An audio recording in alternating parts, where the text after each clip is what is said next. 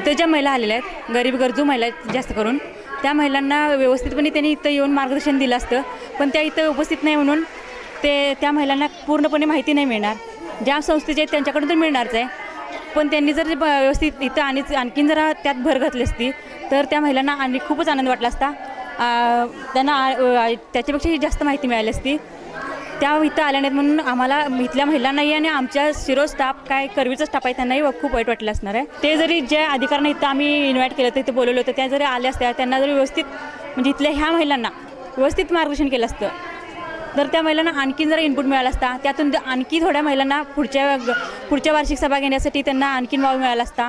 त्या आणखीन महिला इच्छुक झाल्या असत्या.